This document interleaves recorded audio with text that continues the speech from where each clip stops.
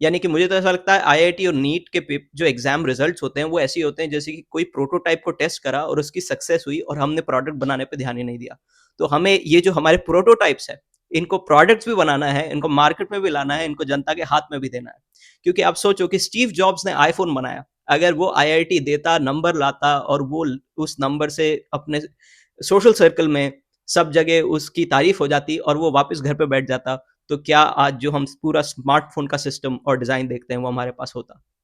तो बात यह है कि भारत के पास कई ऐसे लोग हैं जो आईआईटी में परफॉर्म करते हैं लेकिन वो आईफोन नहीं बना रहे हैं। तो ये आईफोन तक का सफ़र जो है हमें पूरा करना है।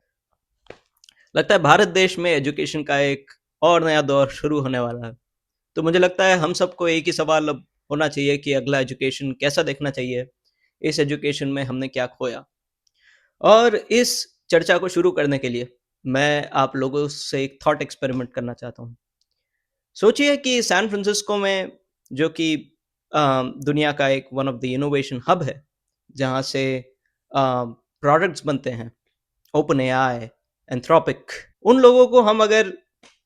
डेमोज होते हैं उस जगह जाएं, लीडरशिप है, उन सब से अगर हम जेई का पेपर कराएं या नीट या यूपीएससी का पेपर कराएं तो कितने लोग उसमें क्वालिफाई करेंगे, कितने परसेंट? हम अगर सिंगापुर में जाएं और वहां पर देखें, हम अगर टोक्यो में जाएं, न्यूयॉर्क में जाएं,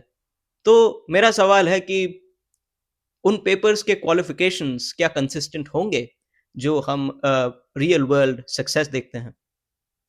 और मुझे लगता है हम सबके पास सही जवाब है कि हार्डली 10% भी अगर हमें गेस करना हो तो वो ये सब कॉम्पिटिटिव एग्जाम्स बिना ट्रेनिंग के, बिना प्रिपरेशन के क्वालिफाई भी कर पाएंगे। तो ये सोचने पे एक बात बनती है कि हमारे देश में जो हम ये पूरा एक एग्जाम कल्चर लेते हैं और वहीं रुक जाते हैं, तो क्या यही डेवलपमेंट के लिए सफिशिएंट है, या हमने उस पाइपलाइन को, जो कि इनसफिशिएंट है, जो कि इनकम्प्लीट है, जिसका जिसके बाद लगता है कि और भी कई स्टेजेस होने वाली है, उसको सीरियसली नहीं लिया है? और मुझे लगता है कि इस पर थोड़ी बात होनी चाहिए। तो सबसे पहले शुरू करते हैं कि अमेरिका में भी इंटरनेशनल मैथ ओलंपियाड्स की टीम जाती है, इंटरनेशनल फिजिक्स ओलंपियाड के स्टूडेंट्स होते हैं। तो बात यह है कि क्या अमेरिका में भी लोग उनके नाम उसी तरीके से याद रखते हैं जैसे कि इंडिया में आईआईटी और नीट टॉपर्स के नाम याद रखे जाते हैं? शायद नहीं। लेकिन हमें एक चीज़ पता है कि अमेरिका में जो एंटरप्रेन्योर्स हैं, जैसे इलॉन मस्क या फिर सैम ऑल्टमैन, ऐसे लोगों के नाम घर-घर में लोगों को पता होते हैं और उन लोगों की अब एक प्रकार से सेलिब्रिटी जैसी फॉलोइंग होती है। उनके व्यूज़, उनके थॉट्स गवर्नमेंट से लेकर जो आम लोग हैं, स्टूडेंट्स हैं, सब तक जाते हैं। और इनफैक्ट यूनिवर्सिटीज़ में लोग जब स्टार्टअप वगैरह या कोई भी इकोनॉमिक एंटरप्राइज़ खोलने का ख्वाब भी देखते हैं, तो वो इन लोगों को अपना इंस्पिरेशन या इन लोगों की स्ट्रैटेजीज़ को समझने की कोशिश करते हैं। तो यहाँ से आता है मेरा पहला पॉइंट कि मुझे लगता है कि इंडिया में जो एक एजुकेशनल पाइपलाइन है, वो एंड टू एंड प्रोसेस नहीं है। उसका मार्केट इंटीग्रेशन नहीं है। उसमें इकोनॉमिक फैसेट्स के ऊपर ध्यान ही नहीं दिया जाता है। हम एक क्लासिसिज्म, एक एब्सोल्यूटिस्ट क्लासिसिज्म वाले एजुकेशन सिस्टम को तैयार करके बैठे हैं, जिसमें हमें बहुत पोटेंशियल वाले और बहुत कम्पिटेंट बच्चे मिल तो जाते हैं, लेकिन उस टैलेंट के साथ मार्केट्स में कैसे कैपिटलाइज करना है, कैसे रिसोर्सेज को कैपिटलाइज करना है, कैसे सप्लाई चेन में पार्टिसिपेट करना है, कैसे हमारी करंट इकोनॉमिक इनएफिशिएंसीज का आर्बिट्राज लेकर उन्हें एक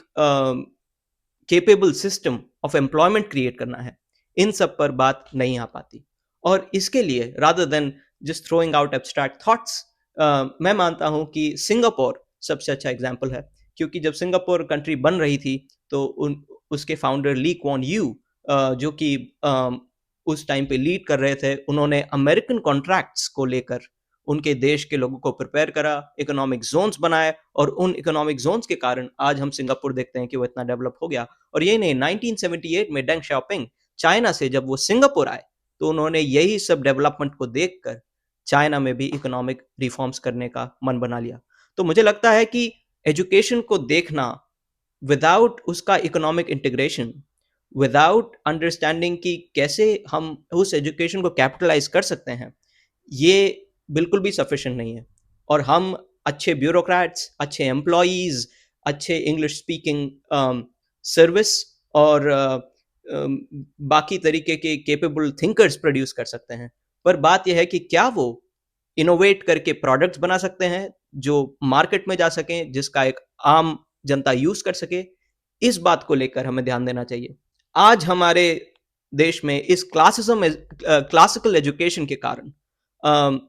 और भी कई चीजें हैं जिसकी ओर ध्यान नहीं जाता। जैसे कि हमारे यहाँ गांव देहात में जो स्कूल्स होते हैं,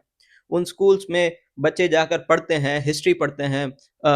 वो सारे सब्जेक्ट्स पढ़ते हैं, लेकिन उसके बाद उन्हें अर्बनाइज्ड एनवायरनमेंट में जाकर जॉब खोजनी पड़ती है। लेकिन आज जब सोशल मीडिया का ज़माना है, आज अमेज़न जब छोटे-छोटे गाँव में भी डिलीवरी कर रहा है, आज जियो से 5G कनेक्शन सबको मिला हुआ है, तो मुझे ये समझने की कोशिश करने में दिक्कत होती है कि ये जो सब हमारा रूरल पॉपुलेशन है, ये वहीं पर अपने एजुकेशन का यूज़ करके उससे जो करंट इकोनॉमिक प्रोसेसेस हैं, उसमें पार्टिसिपेट करके, उसमें अपने इंसेंटिव्स क्रिएट करके एक इकोनॉमिक स्ट्रक्चर क्यों नहीं बना पाते हैं? So what I am trying to say is कि हम लोग एजुकेशन को एक तो क्लासिकल एजुकेशन से हम लोग बड़े तंग हैं। हम लोग सैंडबॉक्स्ड वे में अपने स्टूडेंट्स का एक मेट्रिक बनाते हैं, एक प्रॉक्सी ले लेते हैं हम कि आईआईटी में उनके कोई नंबर आए, तो ये लोग जो हैं ये कॉम्पिटेंट है, सोसाइटी उन पे एक प्रकार से जैसे प्राइस टैग लगा होता है, ऐसे स्टूडेंट्स पे प्राइस टैग लगाती है। पर हम लोग जो हैं एक तो bottom up level of education and economic integration नहीं ला पाए हैं। दूसरी बात, ये सैंडबॉक्स मेट्रिक के अलावा जो हमारी actual practical pragmatic capitalising metric है, यानी कि अगर एक बंदे ने प्रोडक्ट्स बनाए जिसके कारण लोगों के हाथ में मोबाइल फोन्स आए, लोगों के पास इंटरनेट कनेक्टिविटी आई, लोगों के घर में टेक्नोलॉजी आई, तो उस बंदे ने अपना एविडेंस दे दिया है कि उसने सोसाइटी को कैसा कंट्रीब्यूट किया है, वो कितना कॉम्पिटेंट है। अब अगर उसके आईआईटी में जीरो भी आए होंगे तो इट डजेंट मैटर। तो बात यह है कि एक तरफ तो आपके पास वो एब्स्ट्रैक्ट मेट्रिक है और एक तरफ आपके पास ये प्रैग्मेटिक एविडेंस है of someone being capable of contributing to the society. तो मेरा मतलब है कि हमारे पास जो दूसरा जो प्रैग्मेटिक टैंजिबल जो प्रोडक्ट होते हैं उसके ऊपर हमारे पास ना तो कोई प्लान है, ना तो कोई ध्यान देता है, और हम एजुकेशन की जब बात करते हैं तो हमें उसको भी ध्यान में लाना ज़रूरी है। शायद मेरे पास इस वक्त यही सब थॉट्स हों, पर मैं ज़रूर मानता हूँ कि अगर हम एजुकेशन रिफॉर्म लाएं तो एक बच्चा जो 8th क्लास में है और उसे सितार में इंटरेस्ट है, तो उसे क्लासिकल सितार एजुकेशन मिलने के साथ साथ उसी यूनिवर्सिटी में ये भी क्लासेस कंपलसरी होना चाहिए कि वो कैसे उन स्किल्स से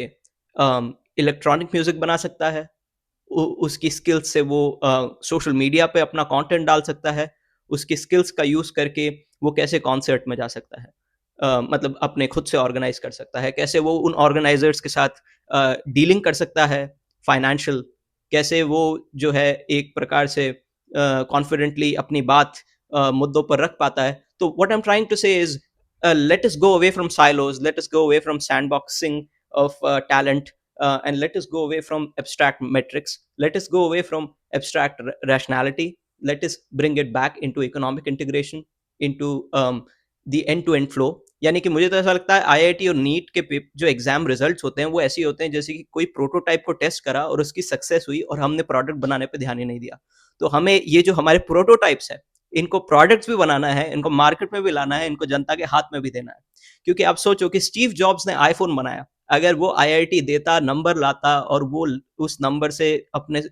सोशल सर्कल में सब जगह उसकी तारीफ हो जाती और वो वापस घर पे बैठ जाता, तो क्या आज जो हम पूरा स्मार्टफोन का सिस्टम और डिजाइन देखते हैं वो हमारे पास होता? तो बात यह है कि भारत के पास कई ऐसे लोग हैं जो आईआईटी में परफॉर्म करते हैं लेकिन वो आईफोन नहीं बना रहे हैं। तो ये आईफोन तक का सफर जो है हमें पूरा करना है। एंड आई होप मेरी इस पूरी बात में एटलीस्ट कुछ पॉइंट्स ऐसे थे जो अगर हम सोसाइटी में लोगों तक पहुंचा पाए और वो अब अगले रिफॉर्म्स में इंटीग्रेट कर पाए तो हमारे देश को कोई भी रोक नहीं सकता। Thank you.